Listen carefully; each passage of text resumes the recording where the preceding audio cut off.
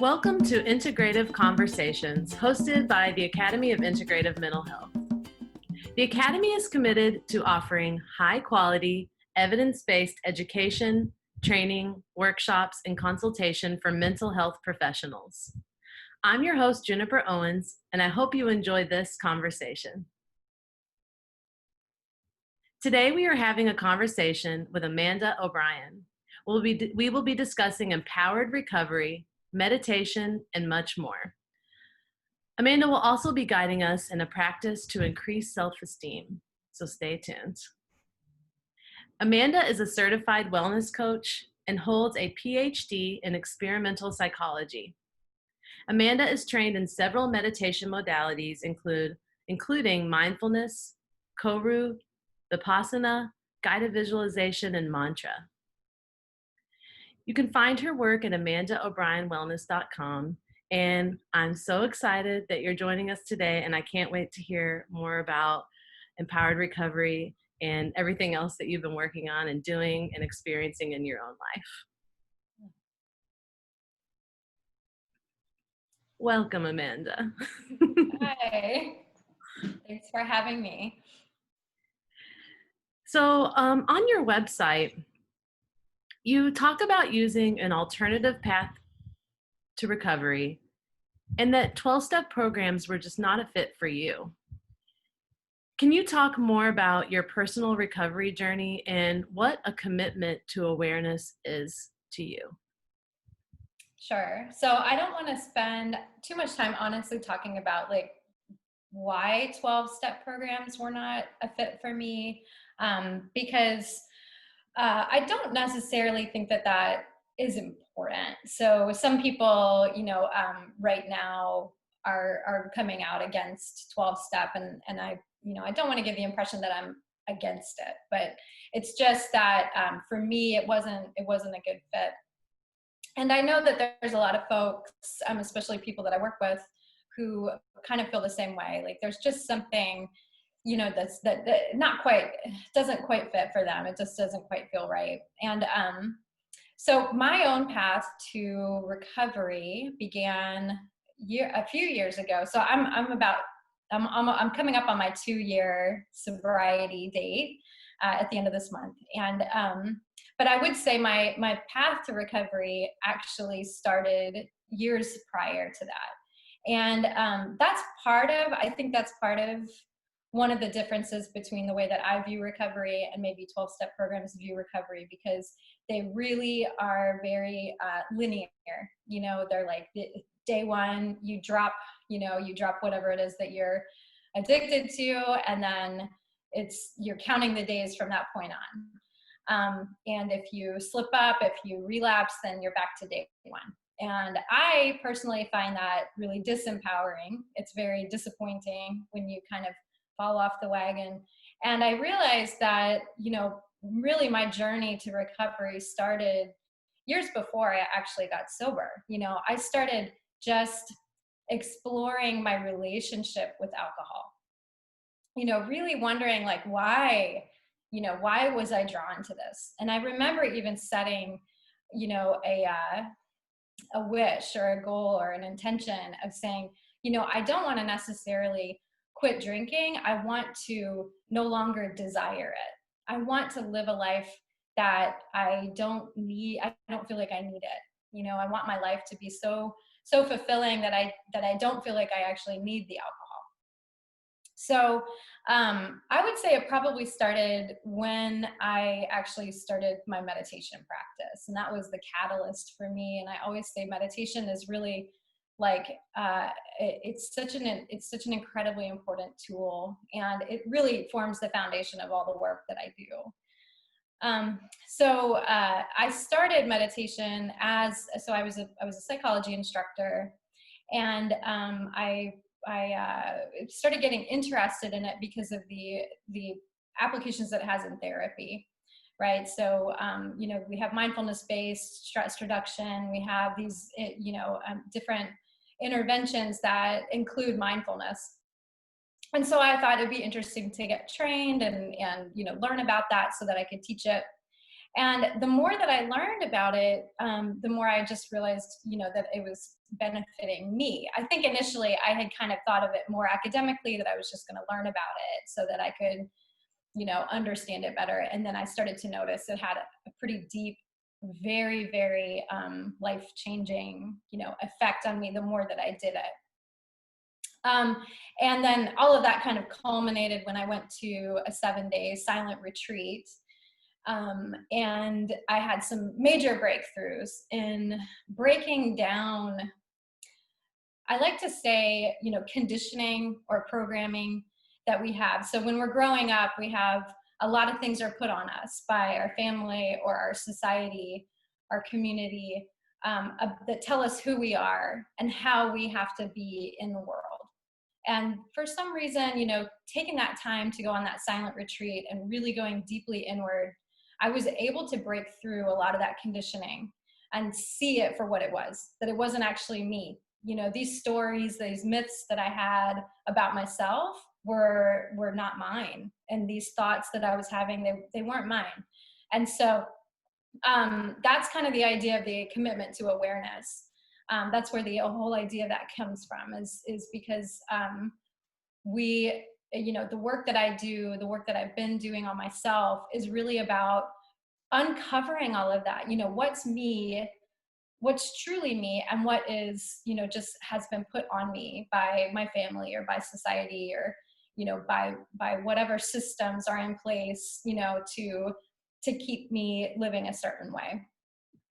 So awareness to me is just, becoming aware of all of the illusions that I hold, and we can go all over the place with that, but just that's essentially what it is. So this commitment, I'm committing myself to a path of like uncovering, all of this stuff and really diving deep into who I actually am.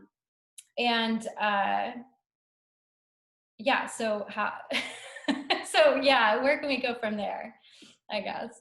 Oh, well, exactly. I actually do want to dive in just a little bit to something that you said that I think will really give a lot of insight into your path, because I really like that you said path and that's not linear, and that maybe more like, would you say like a spiral or something like that? I think you've mentioned Yeah. that before in our Yeah. conversations.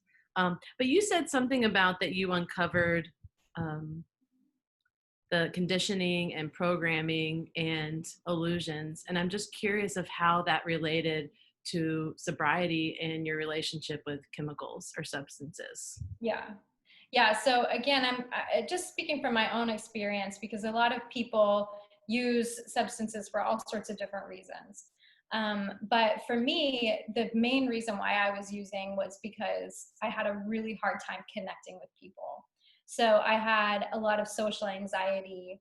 And the reason for that goes way back to like just being rejected by, my community. I grew up in a small southern town. It was extremely conservative, very unforgiving, very judgmental of anybody that was different. And yeah, so I had a lot of negative experiences with that, and then I kind of developed this armor where I was like, I don't really need anybody, I don't really need to connect with people, but that, I mean, that's not really a good way to live. And so I discovered when I drank that suddenly I was able to just drop all of that, to just drop all of this like story about that was having in my head of being a fear of judgment, other people's judgment. So I was able to say whatever I wanted to say and act however I wanted to act. Unfortunately, because I was not practiced at doing that, because in my day-to-day life, my normal life, I was holding so much in, that when I drank, I got real sloppy and I would say things that I shouldn't have said, and I would do things that I really probably regret. And, it was all kind of fake in and of itself. So that's the thing about when we have that connection and that vulnerability when we're drunk, it's not real vulnerability, and the next day you're like, oh no, like I just totally screwed up. I, said things I shouldn't have said or did things I shouldn't have done. So I'm trying to think, what was the question? Oh, so just that idea of like the conditioning. So I really see this idea of it's not safe to be vulnerable. You're going to get hurt, if you're vulnerable. If you like truly open yourself up to somebody, you're going to be rejected, right? That's the conditioning that I had. So that was the story that I was carrying, that I honestly didn't even know I was carrying. When I was younger and I started drinking, I didn't realize that that was the story that I had, but it was deeply, deeply held. And maybe even so deep that it was, this idea of like, I was going to die if I opened myself up to somebody. Like, it was so serious, that I was so scared of really opening myself up.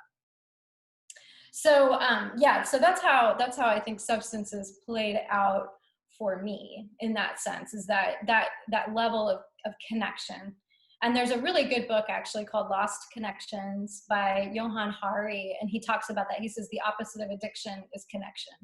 And he gives a lot of great kind of research and background around that. But I really feel that, and I do feel that like probably a lot of people can relate to that, as far as why they use substances. But again, like I said, I mean, there's definitely, I wouldn't say that that's the only reason. Yeah, absolutely. And that makes sense with the commitment to awareness, because your journey started years before, where you just started paying attention when you were meditating. Oh, okay, so what's happening when I'm drinking? And then it sounds like you found that there was a need that you were trying to meet, and it wasn't being met for you. Mm-hmm. And I'm curious of how recovery in this way has empowered you to meet that need of connection. Mm-hmm. Yeah, so I think that that's where the empowerment piece comes in, is that when you can do something like, so I mean, we'll take a silly example like dancing in public, right? So a lot of people love to go to the clubs, love to go out dancing, but they don't feel like they can dance without alcohol, right? Like they need that social lubricant, they need that like thing that'll loosen them up so that they can dance. Like, why is that? It's because we're afraid people are going to judge us. We're somehow afraid, of letting loose, without those training wheels, without those, that substance. And so I feel like the training wheels is a good metaphor, right? So if you can only ever dance with the alcohol, you're really reliant and dependent on this substance. But if you can go out sober and let loose and like really be free to dance and be whoever you want to be, that's incredibly empowering. It's really, because you don't need anything. You're not reliant on anything. You're not dependent on anything. You know who you are. And the other thing is that you're never going to reach that point, I don't think, of taking it too far, of like going beyond what you're comfortable with the next day, so that you're not going to wake up and be like, oh my God, what did I do? If you're sober, you get to a point where you're comfortable or you're not comfortable, and then you're like honoring your boundaries, but it's not easy, I mean, it's not easy to be vulnerable like that. It's not easy to show your heart in that way to people. And no matter what it is, maybe it's not dance, maybe it's something else, but it's a scary thing. And we all, I think, growing up in all different ways, have been taught, that you're not okay for whatever reason. You're not rich enough, you're not pretty enough, you're not thin enough, you're not funny enough, you're not smart enough, like whatever it is, we've all been taught we're not enough something. And so we all have, I think, inside of us some kind of story, some kind of conditioning that tells us we're not enough, right? And so again, it's the thing that's keeping us from truly connecting. Mm. That's powerful. And in my therapy practice, personal practice, like my clinical practice, I would say that like 98% of maybe issues or do come around connection, and also vulnerability and connection. So not just connecting with others, but connecting with the authentic self. And I think you mentioned that you really are trying to uncover those truths of the authentic self. I'm hearing that. And so if someone was, you've used this term before, I've heard you say sober curious. Mm-hmm. So if someone's sober curious and they're really resonating with this awareness and empowered piece of it, what would it look like for them, or what would you suggest, or what would the empowered recovery path be like Mm-hmm. for them? I know. Yeah. And see, this is another reason why I kind of feel like the AA track or the 12-step track isn't for everyone, because it doesn't really allow space for that sober curious person. You know, it doesn't, it's like either you're on it or you're not, either you're sober or you're not, you know. And there's a lot of people who just want to explore their relationship with a substance, and it might be alcohol, it might be pot, it might be something else, you know, it might be food. I mean, there's a lot of things, you know, that we use to buffer us between us and the world, you know. And exploring your relationship with that does not necessarily have to look like abstinence. It could be just, I'm going to, here's one thing I would encourage people to try. So you're going to sit down and make a list of all the situations where you feel like you need this substance, right? So a lot of people would be like, I can't even imagine going on vacation without drinking. Like, let's say, you know, I can't imagine going to the beach and not having a margarita. I can't imagine, you know, going to a wedding and not having alcohol, right? So just, I guess I would encourage people to sit down and make a list of the things that situations, and it might even just be like coming home from work in the evening after a stressful day, you know, I can't imagine doing that and not having that glass of wine or whatever. Then you're going to kind of sit with that for a minute and just ask yourself, why? You know, why do I feel like I can't go to a wedding without drinking? You know, why is that? And what do I, you know, what is there something that I'm afraid of? Is there something that, you know, in there, do I actually not enjoy weddings? You know, that was something I discovered, was that when I started asking myself, like, well, why do I not want to go to this party if I can't drink? It was like, oh, because I don't actually want to go to the party, you know, because I'm not actually a super outgoing person, and I get pretty stressed out by being in groups, like big groups of people. So, you know, you might discover something like there, and then I would encourage you to just try it, right? So just try whatever this thing is, give it a shot and try to do it sober. So this is different from saying like, go 100 days without drinking or go 30 days without drinking. Like, what I'm encouraging people to do is to get yourself into an uncomfortable situation and then sit with it, you know, and be in it, and watch what happens. Go into it knowing that you're going to be uncomfortable. First of all, you know, don't have any expectations, but know that like, this is probably not going to be a super fun experience. Maybe it will, maybe it won't, you know, but you kind of have to understand that this might be uncomfortable. And then just kind of sit with that and notice throughout the evening or throughout the experience, like, what is coming up for you right now? Are you feeling like awkward? Are you feeling bored? You know, are you feeling tired and you feel like you can't leave? Do you feel like super obligated to everyone here? Do you feel like you have to make everyone laugh? Like, what is it exactly that's coming up, you know, in this situation? And so that's what I would say. If you're sober curious, you know, try that. Like, put yourself into a situation where you're a little bit uncomfortable and just really pay attention to what's coming up.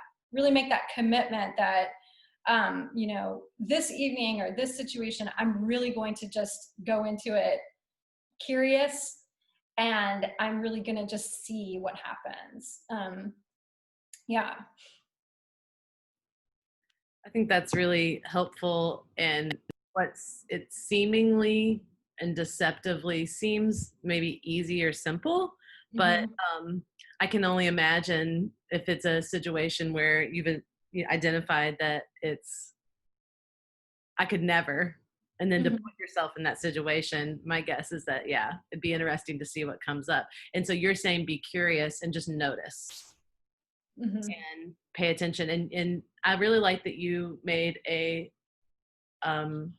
I guess, highlighted sober curious, because that's actually something that I personally haven't been trained on. Or when we took our addictions trainings in school, or at least in my program, we didn't, that word was not even mentioned. And um, I do think that you're right, that it might, from my perspective, turn people away from paying attention to it. If I'm not going to quit all the way, I'm just Mhm. not going to pay attention or notice. And I think that's really cool. Yeah. Is that something that you've come up with, or is that like out there, sober curious? No, yeah, so I didn't come up with that term for sure. Sober curious is like a movement that's happening, and I don't know exactly, I don't know if there's a one person who's responsible for the term. I know Ruby Warrington wrote a book called Sober Curious, so she might be the one that like owns it. But yeah, it's an idea that they also call it gray area drinkers. So there's a gray area, like uh, a lot of times, again, you know, people think, well, either I'm a drunk or I'm stone cold sober, right? There's no gray area. And yeah, so it's like, if I'm not an addict and I don't have a rock bottom, then I don't have a problem, and I also don't necessarily fit into any kind of mold or model of like what an addict looks like. But I would argue that, just, you know, if we're using anything at all to check out, to not feel our feelings, to not be aware, you know, it could be TV, it could be food, it could be anything. I mean, it can even be healthy things. You know, we can like maybe running. It could be, I mean, meditation can even be used to check out, you know. I mean, we can use a lot of stuff to get us, you know, to where we just don't feel our feelings. And yeah, so I wouldn't necessarily say that you're an addict either. You know, I think addiction is, I've written about this. I sort of see addiction as a spectrum of feeling all the feelings, and on the other end of the spectrum is feeling no feelings, right? So where does your where does your use, your substance use, or whatever it is that you're using, fall on that spectrum? You know, maybe you're using Netflix every night to check out. You know, that might be somewhere in the middle of the spectrum. Blacking out with alcohol is probably like near the end of the spectrum of like not feeling any of the feelings, right? So yeah, I like to think of it that way, because for me, when I was struggling with alcohol, I thought that moderation was going to be like the golden ticket. I really thought, I was like, if I can just learn how to moderate my drinking, I will be like just like everybody else. I'll be normal, you know. And I was thinking of it as a spectrum of sober and, you know, rock bottom. That was the spectrum I was envisioning. And I was like, moderation is in the middle, so I should be there. But when I started to think of the spectrum as a spectrum of feeling, and on the one end is all the feelings, and on the other end is no feelings, that started to make more sense to me, because moderation means something different on that spectrum. So moderation might actually look like no alcohol at all. And it's interesting, because like we wouldn't tell a heroin addict to moderate, you know, and be like, well, you can just use it sometimes. We'd be like, no, you don't need to use it at all, right? And so, but we give alcohol this pass, and we're like, well, no, you should be able to moderate, and if you can't, there's something wrong with you, you know. And that's I think that's really problematic too, because why in the world, our brain is doing exactly what it's supposed to be doing. If it's getting addicted to an addictive substance, it's doing what it's supposed to be doing. You know, there's not something broken or wrong about your brain if you're addicted to something. You know, we all know about like the dopamine system and everything, and that's not your fault that your brain loves dopamine. You know. So yeah, I think I'm getting kind of off the topic here. Well, I think it's right on topic, because that to me also fits in with this empowering approach, because so often I hear statements like, yeah, there's a disease, and you know, there's debate about the disease model, and I say that there's a lot of great evidence for both sides of that model, but what I don't think there's debate on is that this idea that you said you're broken, or that you don't have what it takes. Other people have what it takes to moderate, but you don't. There's something wrong with you inherently. And I think I see a lot of people with quote addictions coming in with very low self-esteem, a lot of shame. And I hear what you're saying is empowering, because it's looking at it in a different way. That, oh, okay, well, we're on a spectrum of emotions, and right now you haven't figured out or learned ways to sit in and be with the emotions. Is that correct? Mhm. Kind of what you're Yeah. saying. Yeah, and that's definitely where meditation comes into it for me, because meditation is the practice of learning how to sit with whatever's coming up in the moment. So if you have a really solid meditation practice, then you have a really good tool for, being able to sit in that discomfort and sit in that, whatever grief or fear that's coming up. Yeah, so I would say as far as I can see, the two must go together. Like I just don't know of any other tools that work as well to help us really sit with that discomfort than meditation. Maybe there is some out there, but I don't know. That's the one I know. There's a lot of evidence to support that as well. Yeah. So I've been getting a sense of what this path looks like, and the awareness piece. And um, I noticed that you're currently offering services as a coach, and something that you had on your website that spoke to me, and we've kind of touched on it, is that you believe that your clients know exactly what they need.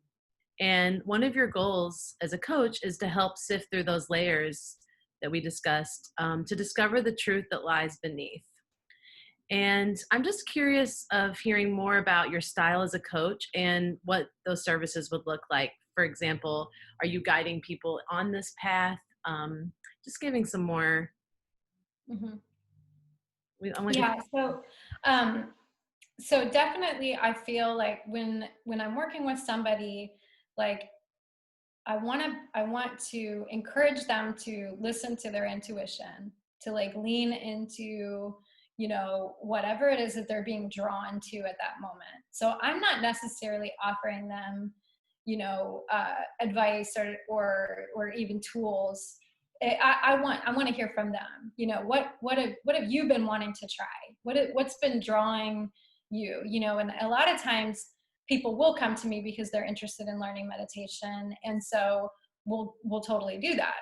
But they might be like, well, I've always been wanting to try journaling, or I've always wanted to try, something else, or they'll be like, I really want to work with my boundaries, or something like that. And so, I'll be there as a resource for sure. If they have, they're like, I want to learn more about this practice, or I want to do this thing. But my main goal is trying to really empower them to make the decision for themselves. So to say like, let's try this, and then, we'll see how it goes. But I want them, I want it to look exactly how they want it to look. So if they say like, I want to meditate, but I only want to meditate like twice a week, I'm not going to be like, oh, you really need to do this. If that's where they're at, that's what they want to do, then great, and I'm there to support them. So I think essentially coaching is very much about the belief that the client really knows, that really knows for themselves what they want and what is good for them. And they have that ability, and they might not have the knowledge necessarily of how to do it, or, just the practical, side of things. And that's maybe where I can help them. But again, I'd prefer to empower them to actually research it on their own. Be like, okay, do you want to find out more about this? Let's set some goals about finding out about it. Right. So are you going to read a book, or are you going to research it? And we can create goals around that, instead of just me just handing them stuff. The other thing is that, so yeah, coaching has a lot to do with goal setting too. So, generally during a session, we'll at least hit on one or two goals that the person wants to work on. And it could be for the week, or it could be, for a couple of weeks. And we'll really, really drill down to specifics. So it's not going to be like, I just want to learn how to meditate, so the next week I'm going to learn how to meditate. We'll say like, okay, what specifically are you going to do? How can we make this as concrete as possible? What time are you going to do it? Where are you going to do it? What day? I always ask my clients, do you foresee any obstacles keeping you from doing that? Like, can we brainstorm and think about some things that might come up during the week that would keep you from, following through with this goal? Is there a way that you can set yourself up for success? Is there anything that you can do? So they might be like, oh yeah, I probably should tell my family that I'm doing this, or something might occur to them. So yeah, we're really building, these practices, and we're really building it in, but in a very good, concrete way. And then my job, I think, is to just hold them accountable, be there, as support, and also be there to cheer them on. So that's a big part of coaching too, is like, cheering people on, congratulating them on their success, even if they don't. Sometimes people come to me and they're like, oh, I totally failed. But it turns out that they actually did 5 out of 6 days. And it's like, that's not a failure, right? I mean, but people can be hard on themselves, and people can really be perfectionist in their, their tendencies. So all of that, working through all of that. Sorry, I was on mute for a second. Yeah. So I'm hearing that a lot of the work and style is being really mindful and curious and specific with goals. Mm-hmm. So somebody would probably have a goal in mind that they want to work on. Mm-hmm. And if someone is wanting to work on being sober curious or recovery, or just learn more about their relationship with whatever substance, or like you said, TV, maybe, I mean, I get a lot of food and shopping people that get a sense that it's causing problems in their life, or that it's more than what they would want. And mm-hmm. So what would that look like? Mm-hmm. If someone, I mean, I think a really important part of what I do also is drilling down into the why, the motivation, behind it. Because a lot of times, we start with that surface level of, I just want worry about the outcome, and not really think about the why behind it. So like, this is kind of a silly example, but maybe somebody wants to lose some weight, and they're just like, I don't know, I just feel like I should, which like is a big red flag if somebody says the word should, because to me, that's a sign that that's some conditioning at play. So that's one of those stories, that's maybe one of those things that they're holding, like a belief that they're holding. So we'll kind of unpack that, why, what is it? And it might end up being, that they have grandkids, that they like want to have energy to play with their grandkids, right? So, I mean, it could be like something completely not related, right? So if that's the motivation, if that's the real why behind it, then, we can create all sorts of things around that. So if I just want to have more energy so that I can play with my grandkids, there's lots of ways that we can approach that. And it's not just like, oh, I have to diet, and lose weight. So yeah, I would say, figuring out the why is so critical. So yeah, if somebody came to me and they were like, I really want to explore my relationship with this substance, we would definitely start there. Like, why? Why do you feel like you need to explore that? Why do you, is it, are you, are you concerned about something? Is it interrupting something?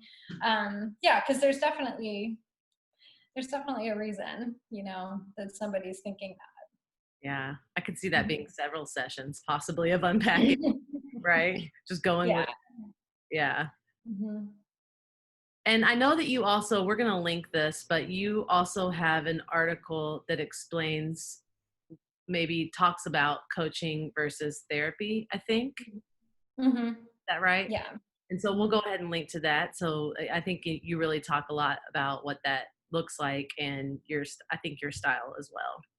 Mm-hmm. Is that true? Okay. So yeah, I wrote a big long article about it. I think the main reason, the main difference, well, a couple of the main differences, like one is that I'm not like, I'm definitely not diagnosing anything, and I'm definitely not offering treatment for anything. So I work a lot. I would say probably 99% of the people that I work with do have a diagnosis, like of some sort of mental illness. So they might have anxiety or OCD or PTSD.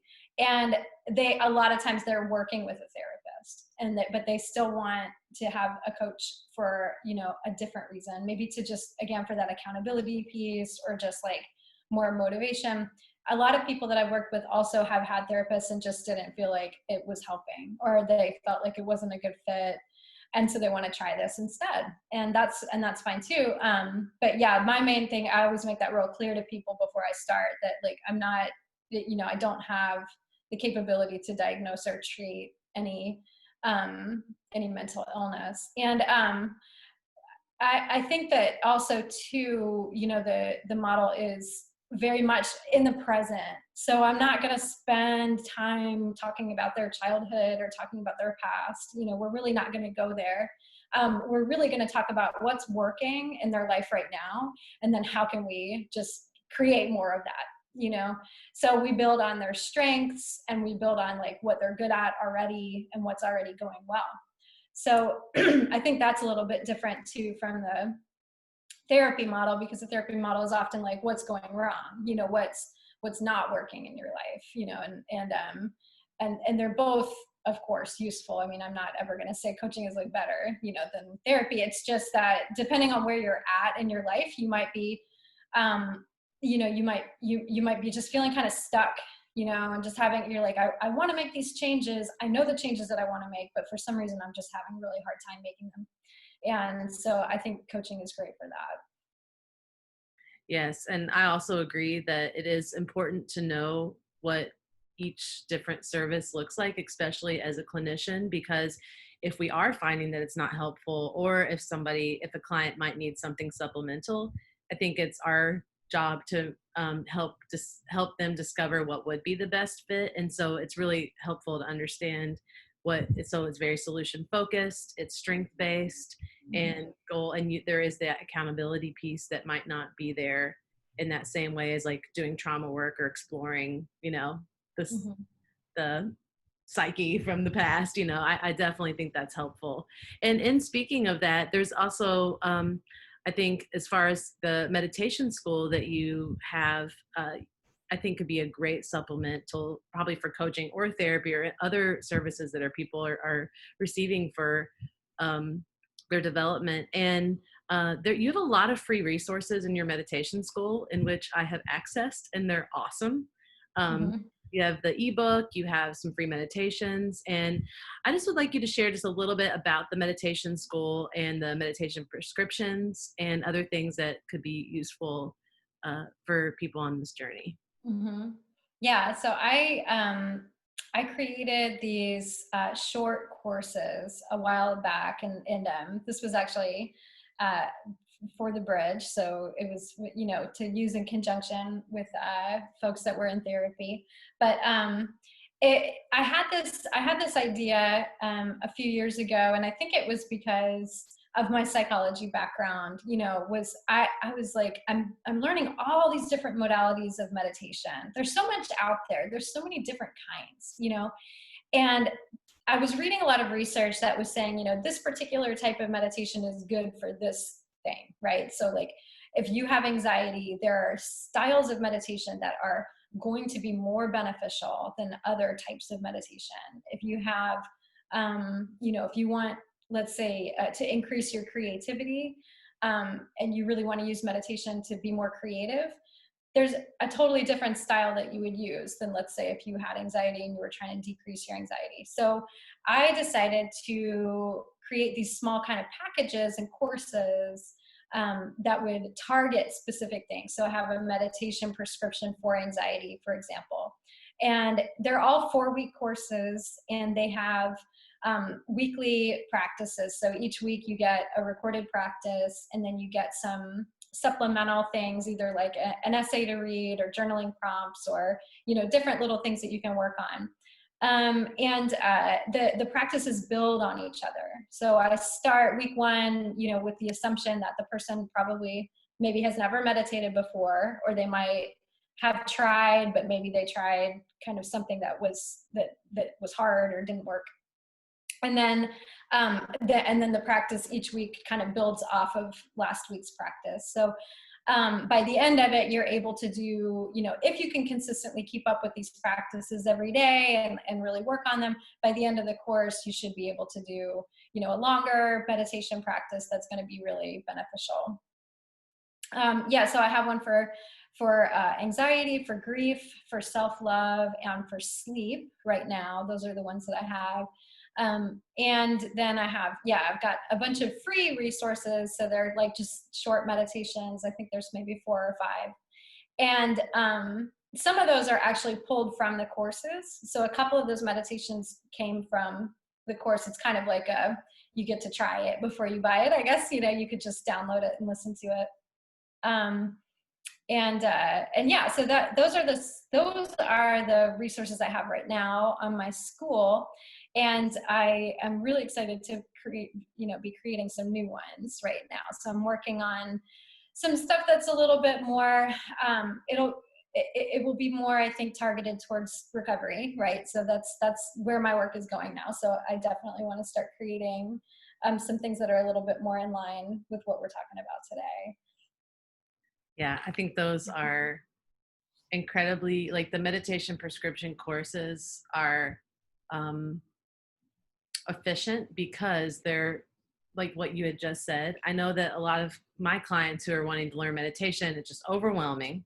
And also they don't see how it connects with like issues that they're having or like how to use meditation for a specific purpose. And I think the prescriptions do a really great job of like, oh yes, you can. So having trouble sleeping. And so I think it's a really helpful supplement, and you can have those, you can always do the meditations. Once somebody has purchased it, can they have access to the meditations?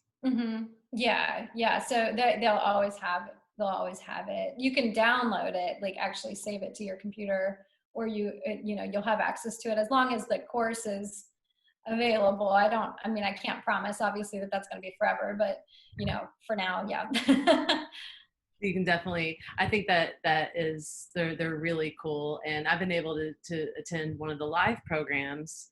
And my guess is that doing the prescription, like at least speaking as a clinician's perspective or mental health professional perspective, I would definitely want to direct my clients to those because they can have them, they're at home. Because what happens in a therapy session, and maybe you've noticed this with other work you've done, is like they're very short and we just talk.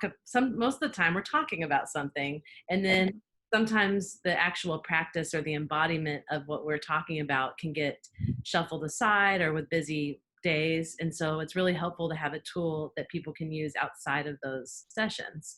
And sneak peek, anyone that is taking our 3 core integrative certification course, the article, Amanda wrote an excellent article, which by the way, could have been a dissertation. It was so good. It's so good, but it basically talks about different meditation styles and their clinical application. So that's a bonus that if you're taking that course, that you'll be able to have access to that and other things. So I just wanted to quickly plug that because it's really good. Yeah. And speaking of that, so I feel like we've just gotten a good sense of you and what you do and where your work's going, and it's really exciting to me. I can't wait to hear more and see more of where this empowered recovery. It's also exciting because it's close to my heart as a person who has a lot of addiction in their families, which has caused death and jail. And I just witnessed how devastating it can be in the people's lives and also families' lives. And having this empowered approach feels like such a paradigm shift from what I've grown up with, having family with addiction. And it also reminds me a little of Gabor Mate, some of his work of the hungry ghost concept, Dr. Gabor Mate. And I'm so excited about these paradigm shifts, and I think it's just called for. And I'm so excited about that. And so, yeah, like in kind of going toward the closing piece, I'm just really curious about what is most alive for you right now. I know that these are chaotic times, uncertain times, And how are your practices of meditation recovery guiding you right now? Mhm.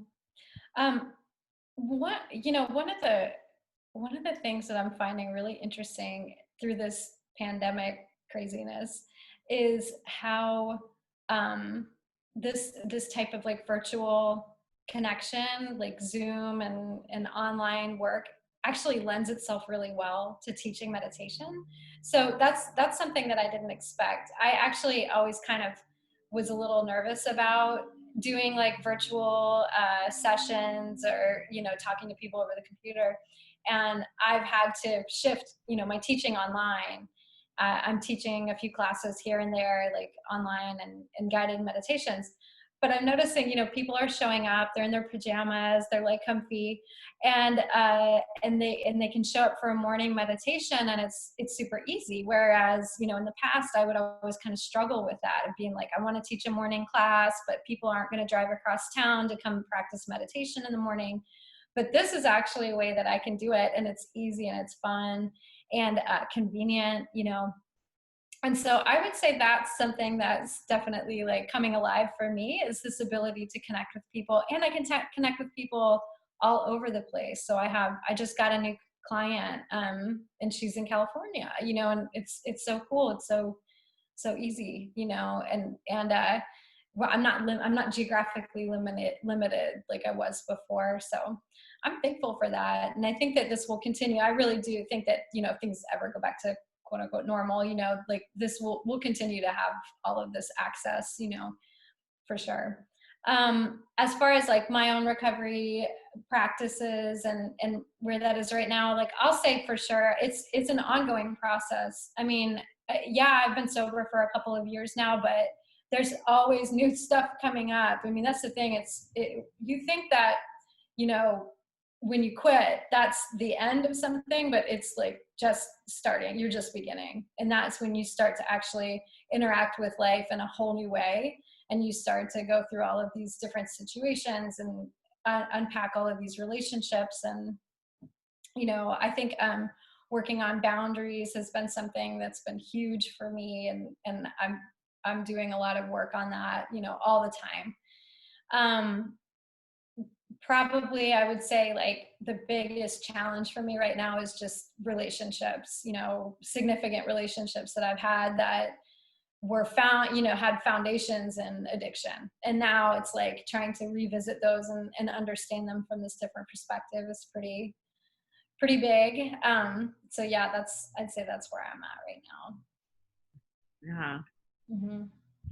I would like to concur that at first the virtual um, world was intimidating, but as you mentioned, and I really didn't think of it, but that you're absolutely right, and that some things don't translate as well, but meditation and teaching. I mean, yes, I would like to have a morning class in my cozy bed, right? Mm-hmm. So that makes total sense, and it's you can find yourself in a safe environment to you. Whereas Mm-hmm. sometimes I'm intimidated going in meditating with other people. I'm worried that I'm going to squirm, or that what if I have a panic attack, something like that. And so I can see it being really accessible. So that's super exciting Mm-hmm. that it is now accessible not only across geographic locations, but also for people that maybe before it didn't feel accessible to them. Yeah. So that's really cool. Mm-hmm. And so, yeah, can we actually, because you're so awesome and you're such an amazing teacher and guide, I would love for us to have a guided practice now um, uh, that's, yeah, close to your heart, I guess we could say. Yeah. Yeah, so the practice that I wanted to do today is I was just writing about it yesterday. So I just published an essay on my site about this practice, because it's everybody knows about the idea of affirmations, like positive affirmations, and this is a practice to create your own positive affirmation. So it's going to come from within, it'll come from your intuition. And so that in that way, again, it's very empowering. It has its own personal meaning to you, as opposed to going and like looking at a list of affirmations and picking one, right? So this practice came from a really funny book, and if we'll link the essay about it because I won't go into it too much, but it's just a funny book that I found at this old shop. It's like from the 80s. It's like a meditation book from the 80s. It's just kind of hilarious, but it inspired this practice. So this is it's a practice for self-esteem. I say that because this will help you kind of tune into an aspect of yourself that maybe hasn't been celebrated as much as it could, right? So the first thing I would do is just invite people to think of a quality that you admire in somebody else. Like think of somebody that you really, really look up to, and what quality what's a quality that they have? And maybe you can offer, Jennifer, maybe you can like offer, an idea here. Okay. Ooh, there's so many. But actually, as I was thinking, there's a person that came to mind. Do you want me to share the person? Sure, if you want to. Yeah. It's actually one of my guides that I had on a vision quest.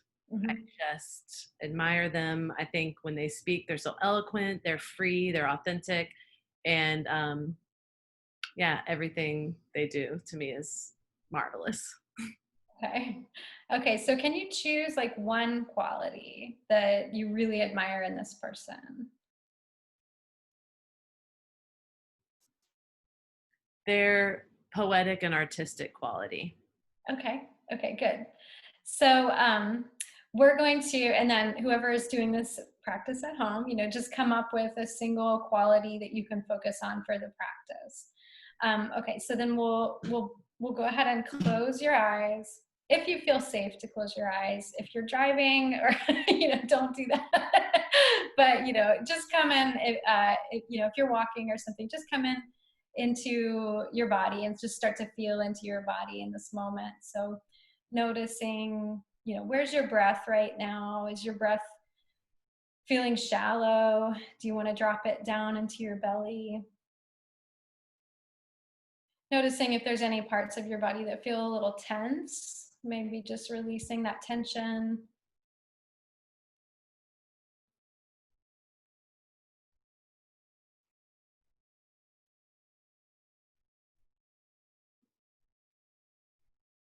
So really just using this time right now to tune in and ask yourself, what's here right now? What emotions are here right now?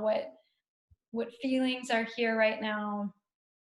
What physical sensations?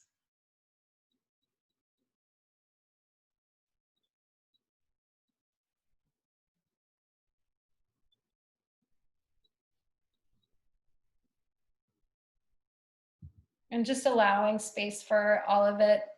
We don't have to change anything. And we definitely don't want to judge.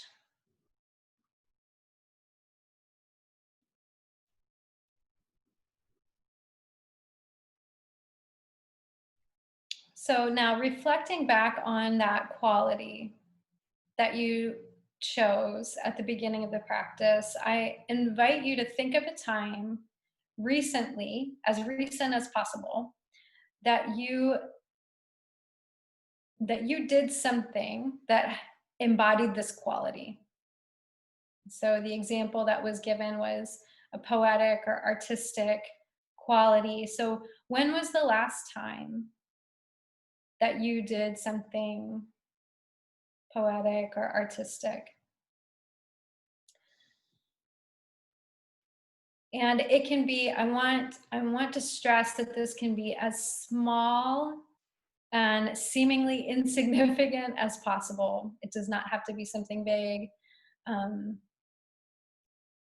if you're struggling with remembering something recently, maybe going back to another time, maybe even back to time when you were much younger.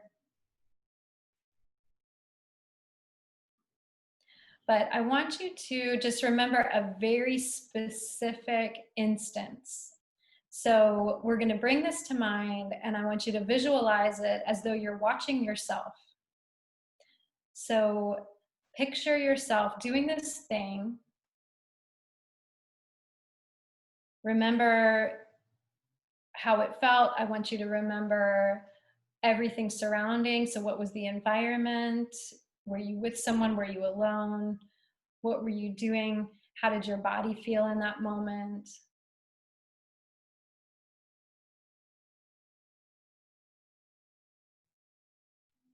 Just try to give it as much detail as possible.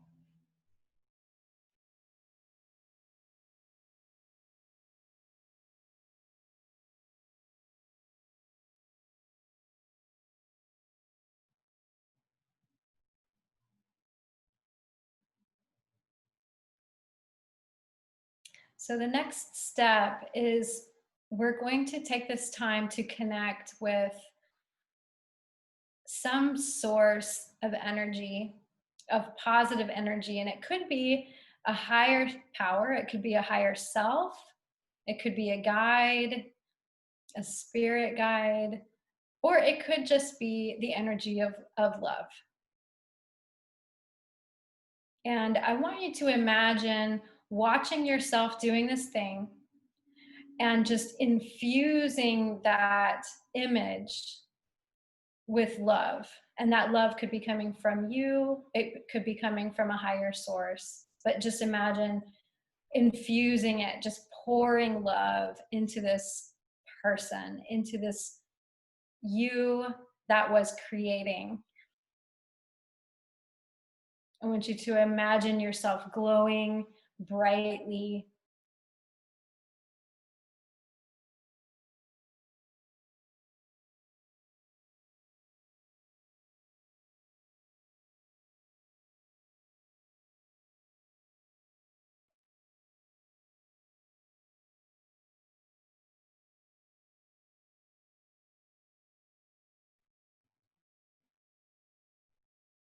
So just staying with this practice, imagining cheering yourself, just, yeah, good job, so good. So just imagine saying whatever, affirmative words or love, or just showering this person with praise. Or you can imagine again, if you have a higher self or higher power or guides or angels just cheering you on, and they're so proud of you and they're so in love with this thing that you're creating.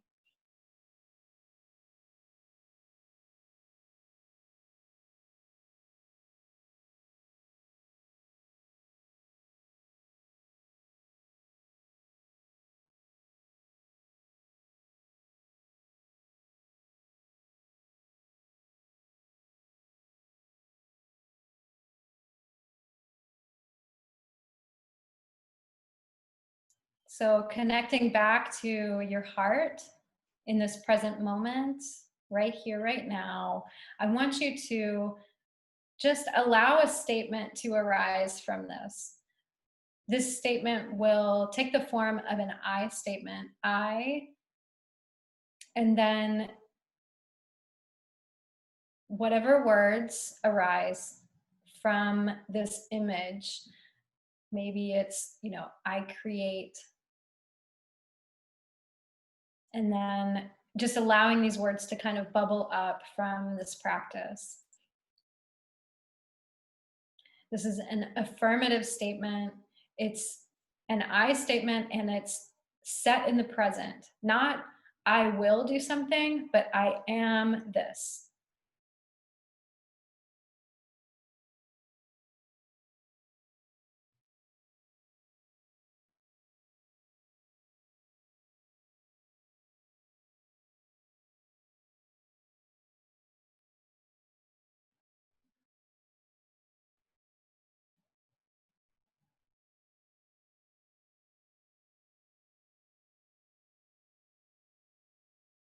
So I invite you now to just over the next moment or two to just really repeat that phrase, allow it to come into being, allow it to become really real, and just repeat it over and over again.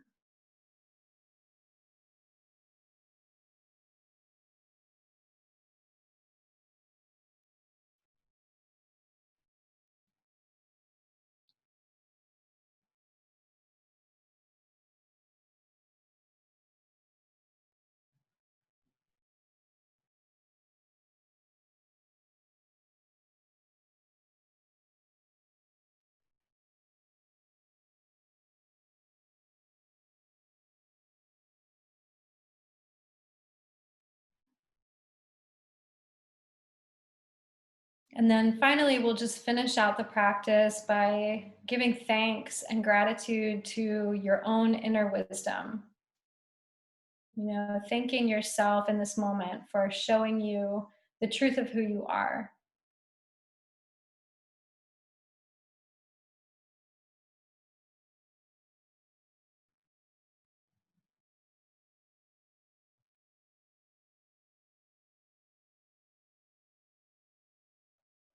And when you're ready, you can open your eyes and just come back, take a little stretch or whatever you need to do.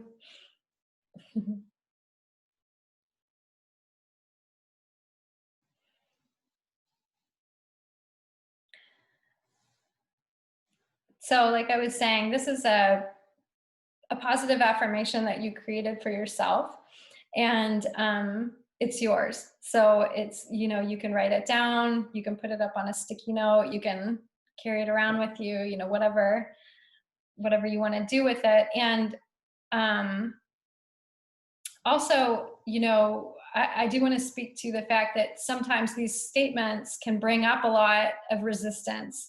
So maybe if my statement was like, I'm a creative person, you might have a lot of mind chatter, but I'm not, but I don't, but I'm not as good as that person, but like blah, blah, blah. The mind chatter is fine. It's not problematic. It's important to notice it, and the louder it is, probably the better the statement is, the more true, the more grounded in, our heart, because this statement came from your heart. It came from, your inner knowing. It doesn't come from the brain, right? So we're connecting with something deeper here, and the brain gets freaked out by that. So it's okay. Jennifer, how was that for you?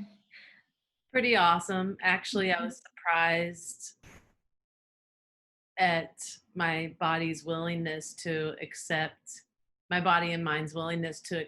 the statement, specifically when we brought love into it. Mm-hmm. And sometimes that can be hard for me, to accept that. I like to give it, but it's harder to accept it, kind of. And so I was kind of surprised on how it was like willing in that moment to do that because of the way that we walked through it. That was really neat. I've never, there's so much on positive affirmations that can feel false. Mm-hmm. Um, I am perfect in every way, or whatever it is. Like, maybe not that one, but like I love every single part of my entire body. It's like, oh. But if I Mm-hmm. said something like, I move gracefully, that feels so. I loved it, and I could definitely see myself using this, and maybe even with some clients that are working on affirmations. And Yeah. can I just ask you a quick question? And speaking of that, when is a good time to use an affirmation, or how do you work with affirmations? Mm. So I kind of see this as it's like a mantra, right? So you can use it in your meditation practice. So once you've created this affirmation, I would definitely encourage you to continue to use it as a meditation. So, you don't have to go through the whole process every time, but you can. I mean, it's actually kind of cool to go through it with different scenarios. So, maybe you found a cool scenario and you want to infuse that with love, but you can do that with, you can come up with other ones, so you could repeat the meditation with new different scenarios. Also, when you're doing it in real life, so like let's say, like we had talked about, your idea was like creativity. So when you're creating something, today, tomorrow, next week, whatever, notice it. It's like now you have a little moment where like, oh, I am a creative person, or whatever the statement is that you came up with, the mantra, you want to do that, and then again infuse it with love. Like, I'm totally cheering myself on here. It's a really important piece, because we for whatever reason, we just like hesitate to do that. We're like, oh, it feels narcissistic, or it feels like I'm being full of myself to like cheer myself on and really give myself, that praise. But that's self-love. That's so important. So recognizing when we're doing it. So yeah, I would say that would probably be when I would encourage you to use the affirmation, is when you see when you see it in action, and then you're like, oh, here I am, I'm doing it, and because again, we're probably doing it all the time, and we're only paying attention to the times that we're not doing it. Yeah. Yeah, that's actually some good solid psychology there as well, because the negative cognitive bias that sometimes comes along with some of the programming with anxiety, depression, trauma, things like that, where you could have 10 things that happen that shows, oh, I'm creative, but then the one thing that happened that doesn't, we zone in on. So Yeah. I love that you're offering this invitation to notice, which will also train our brains to include that evidence as part of our story. Mm-hmm. That's just awesome. Mm-hmm. But Yeah, exactly. a Yeah. very tangible way that the person has, that I had like just now have created for myself Mm-hmm. with the cheer factor. I love it. Yeah. That's awesome. Yeah. And it really gives me a taste of how you do your guided visualizations and meditations, and they're accessible and they make sense. And then also encourage that um, almost continuous awareness and curiosity that we discussed at the beginning of our Mm-hmm. conversation. And that's really powerful. Thank you so much. Mm-hmm. Appreciate Yeah. Thank you. This was great. Yeah, and before we close, I always like to ask this question, and I do this in session as well. Like, and maybe we can just pause for a minute, and maybe even the people listening can do the same thing. But I'm specifically asking you, like, if we just pause and think about the conversation and what we discussed, and if there's anything like a nugget or a word or anything else that's alive to share before we close with this for you, and maybe even encouraging the listeners to do the same.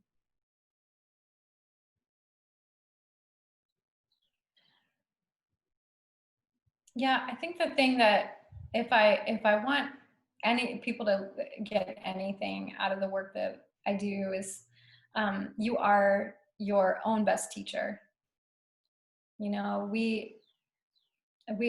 Right now we seek information and answers outside of ourselves so much. We're Googling like how I'm supposed to feel about something, and the more time that you can spend just going inward and connecting, with your truth, with your, unique signature.